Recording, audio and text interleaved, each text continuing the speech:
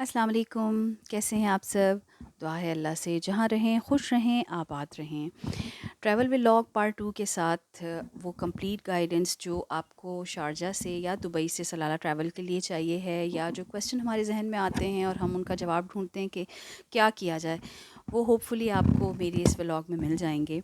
Sharjah से हमने मोहम्मद बिन ज़ायद road लिया और फिर वहाँ से एग्ज़िट 44 लेकर अलैन चले गए। अलैन से हत्ता बॉर्डर के ज़रिए ओमान एंटर हुए हैं। ओमान एंटर होने से पहले आपको यूएई के चेक पोस्ट पे एग्ज़िट फ़ी पे करनी होती है, जो 30 दिरहम पर हेड है। वो पे करने के बाद नेक्स्ट ओमान चेक पोस्ट है। ओमान चेक पोस्ट पे जो डॉक्यूमेंट्स चेक होते हैं वो पासपोर्ट हैं और कार इंश्योरेंस है। कार इंश्योरेंस अगर तो आपके पास आप वो वाली कार इंश्योरेंस है जिसको ओमान और कतर में भी कवरेज जिसका कवर मौजूद है, तो फिर तो प्रॉब्लम नहीं है। आप कंपनी यहाँ से ही ऑरेंज पेपर या ऑरेंज कार्ड देती है, जो ओमान और कतर में भी वर्केबल होता है। और अगर ऐसा नहीं है तो भी कोई प्रॉब्लम नहीं है। ओमान बॉर्डर पे ही एक सेपरेट बिल्डिंग है, वहाँ से कार इंश्योरेंस हो जाती है। उसकी कॉस्ट है 180 दिरहम।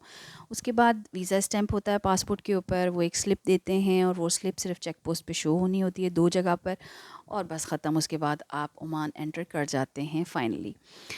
ओमान से कुछ चंद किलोमीटर तक तो रोड पे आपको स्ट्रीट लाइट्स भी नज़र आती हैं और रोड भी अच्छा है, लेकिन आगे जाके ये एक्सपीरियंस डिफरेंट था हमारा, जो हमारे लिए काफ़ी शॉकिंग भी था।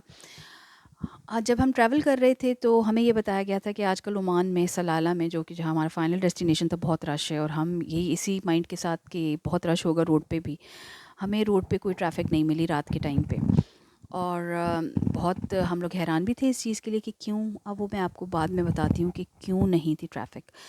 फ़िलहाल तो ट्रैवल हमने किया था, रात को हम 12 बजे स्टार्ट हुए थे ट्रैवलिंग हमारी, और हम सुबह तक, मतलब पूरी रात ट्रैवल करने के बाद सुबह के टाइम पे हमें कुछ अपने इर्द गिर्द का सीन नज़र आया था। अदरवाइज़ रोड पर स्ट्रीट लाइट्स नहीं हैं, सिर्फ चंद किलोमीटर तक हैं स्टार्टिंग में, फिर स्ट्रीट लाइट्स नहीं हैं। आपको नहीं पता कि आपके लेफ़्ट राइट पे क्या है। रोड भी आगे से इस तरह का है कि सेम रोड के ऊपर आने और जाने वाला ट्रैफिक है, यानी कि टू वे रोड मिलता है, वन वे नहीं है। सुबह के टाइम पे थोड़ा इर्द गिर्द नज़र आया जब, तो समझ में आया कि इर्द गिर्द तो प्लेन है। प्लेन का मतलब कि डेजर्ट नहीं है, प्लेन एरिया है, मैदानी इलाका है ये। कहीं कहीं छोटी छोटी सी बस्तियां मिल जाती हैं, छोटे छोटे से एरियाज़ मिल जाते हैं, लेकिन कोई मेन सिटी नहीं मिलता। इसके बाद जो मेन सिटी हमें मिलेगा वो है इब्री। ट्रैफ़िक सुबह के टाइम तो नज़र आता है, रात के टाइम कोई ट्रैफ़िक ज़्यादा नहीं होता रोड पे। उसकी वजह यही रोड कंडीशन है। रोड थोड़ा बम्पी है, बहुत स्मूथ नहीं है, ऐसा नहीं है जैसे यूएई के रोड्स हैं। थोड़ी रोड कंडीशंस जो हैं वो पैथेटिक ही आप कह लें। फिर लाइट का भी प्रॉपर इंतज़ाम नहीं है, तो लोग रात को ट्रैवल करने से अवॉइड करते हैं। पेट्रोल स्टेशन जगह जगह मिल जाते हैं, हर थोड़े से डिस्टेंस के बाद माहा ओमान ऑयल या शेल मिल जाता है। उसी के साथ रेस्ट हाउसेस भी होते हैं, इस्तराहा जिसको कहा जाता है। यहाँ आप रेस्ट कर सकते हैं थोड़ी देर के लिए, अगर चाहें तो आप नाइट स्पेंडिंग के लिए भी ये अपने रूम बुकिंग करा सकते हैं, इजीली मिल जाते हैं, प्रॉब्लम नहीं है। फूड का थोड़ा सा प्रॉब्लम रहता है कि रास्ते में कोई एज सच स्टैंडर्ड के रेस्टोरेंट्स भी नहीं मिलते, और जो आइकॉनिक रेस्टोरेंट्स हैं, जो ब्रांड्स हैं, वो तो मिलती नहीं हैं। रोड पे speed limit 120 kilometre per hour है।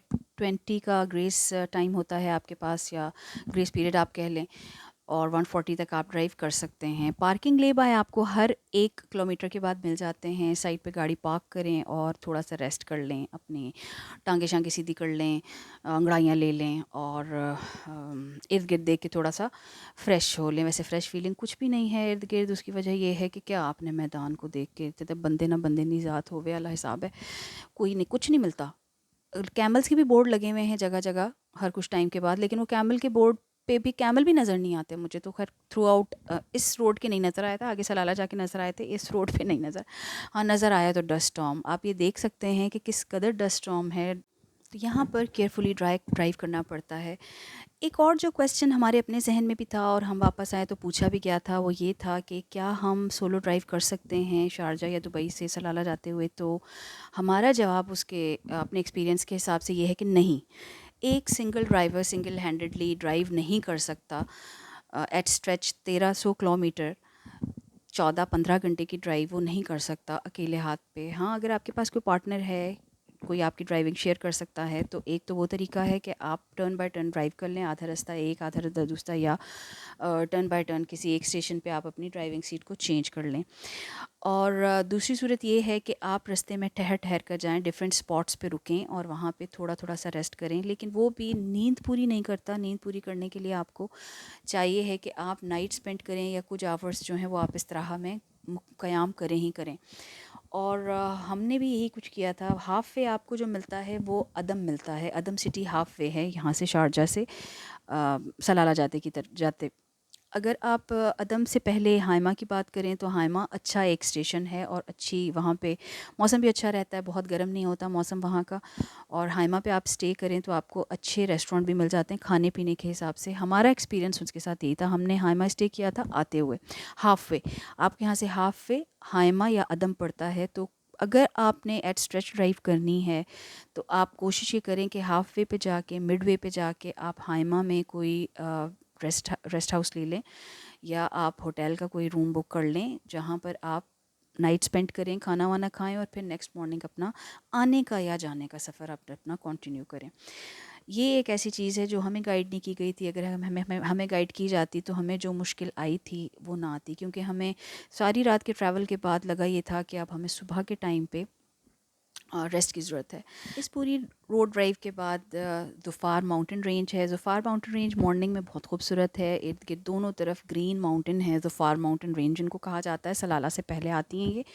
लेकिन जब हम एंटर हुए तो वो शाम का टाइम था, रात का ऑलमोस्ट टाइम था, 7 साढ़े 7 का था।